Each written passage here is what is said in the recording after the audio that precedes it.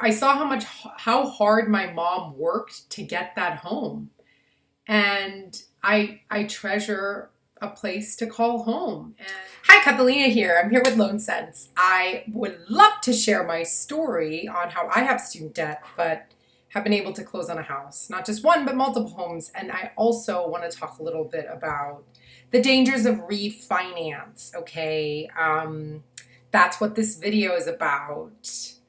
I worked at a nonprofit, and in my 20s, I learned just the infinite amount of federal money out there, whether it's for your student loans or whether it's down payment assistance, to help reduce debt burden and actually get to closing on a house. So I personally did it myself, have multiple rentals now, and that's given me the freedom to turn down a regular corporate job and live my dream, which is to help others who have student debt like me. I still have student debt, right?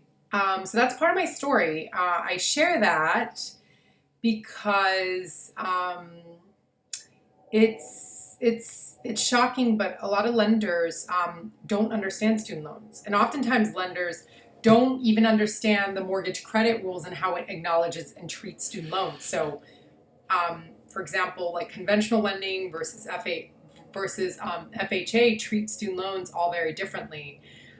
So our loan advisors are here to help, right? And it's all advice I had to use throughout my journey.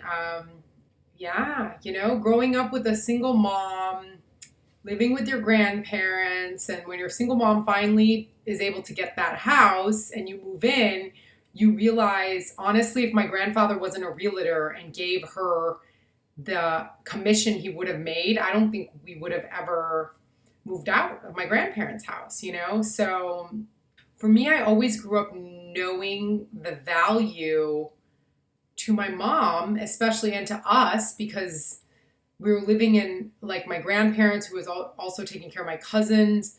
So the value of home and having that at home meant so much. Like I finally got my own bedroom. That's an example.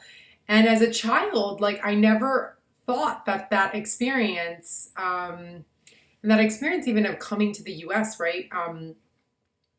As I came to the US at 11, without my father, and it was the Southeast Asian financial crisis in Thailand. And we came when I was 11, and my mom, who doesn't have a college education, and my two sisters. And we went to move in immediately with my grandparents. And my mom worked like $8 an hour manual labor jobs.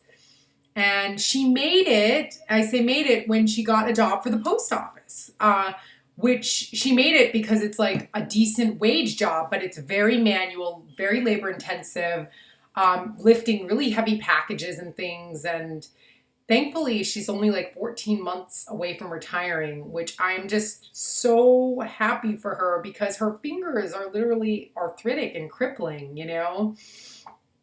And so I share that story because like I saw how hard my mom worked to get that home. And I treasure a place to call home. And my mom came to me when I was about 25, 26, something like that.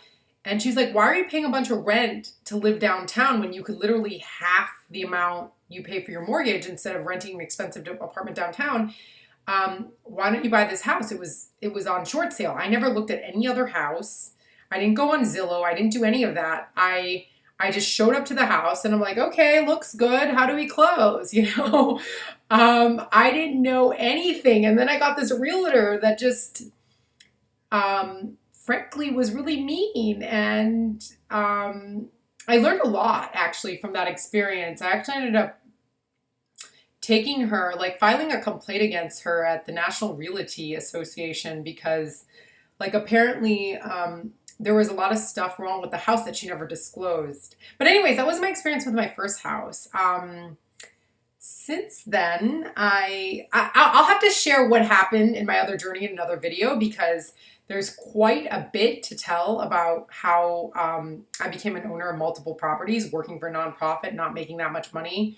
But now as a result, in my mid-30s, I have this huge amount of financial freedom to work the work I'm most passionate about, which is helping individuals with student loan debt leverage federal money already out there to literally turn student loan payments to mortgage payments. So, because student loan debt can get forgiven regardless of what your earning potential is, um, it's not about how much money you make, it's about your debt to income, right? And I want to talk really, really briefly about the whole refinance myth. There's a huge myth that refinancing your student loans is the way to go, okay? And I want to talk a slight bit about this because I talked to somebody maybe 2 days ago. It was 2 days ago. They were sent to me by a lender, and I told this lender I'd do a favor and get on the phone with their client. And she said to me, I'm not quite sure why the lender sent me to you because I refinance all my student loan debt. And this individual had like $400,000 of student loan debt or something crazy. And that literally, when you refinance your student loan debt, the loan officer will have to use the fully amortized like payment that you pay monthly. That is literally what they need to use in your debt to income calculation. And it's very hard to reduce that amount unless you just lengthen your payment term. And it literally can block you from getting into a home until you pay off a significant balance of it.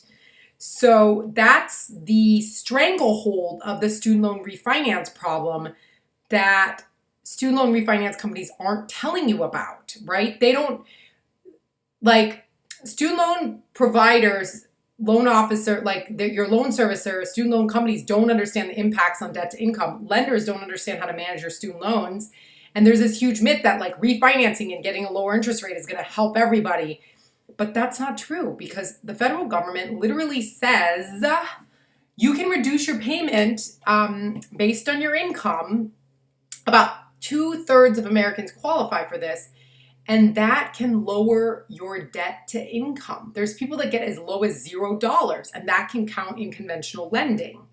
So I share this with you because if you're thinking about refinancing and you want to buy a house, the best thing you could do for yourself is to close on a house and then refinance if that is the ultimate best strategy for you. But honestly, so many companies out there are recommending refinance because that's how they make their money. They make their money through refinancing. So they're promoting it. Everyone's promoting refinance. But the reality is only about 1/4 of Americans qualify for refinancing, right? So there's companies like SoFi, Earnest, all these companies, they make money by having nobody default on their student loan. So they're going after this doctor, this lawyer, these super high earning people.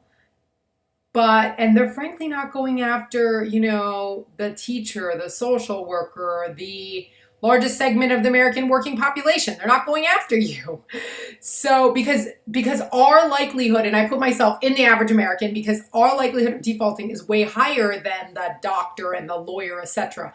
So anyways, I share this with you because I think it's really, really, really important that before you make a gigantic decision on how to manage your student loan debt, that you really get a full holistic understanding of the impacts of refinance and fully understand it. Like you're waiving like permanent disability discharge.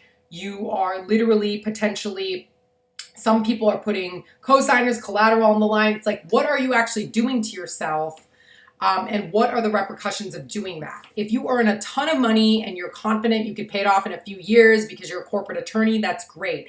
But if you're the average American and you cannot pay off your student loans in a 3 to 5 year time span, accelerated on a low and benefit from that lower interest rate, then I think there's dangers, to refinancing even. So, with a slightly higher interest rate, you get protections, but also I'd like the myth that if you refinance your student loan, the myth is if you stay on a federal program and your interest rate is 6.5%, that means you're going to pay more. When that's absolutely not true because the government rules on payback have to do with how much you earn, not how much you borrowed.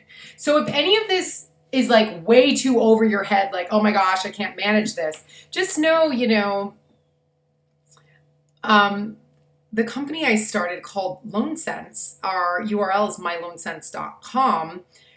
We have just amazing student loan advisors who really care about you and your goals. And they want to build a plan and help people achieve their dreams. And so, if you found this at all interesting, of course, we'd like you to subscribe, like, wherever you see this, whatever channel. But also, if we can be of service at all, let us know.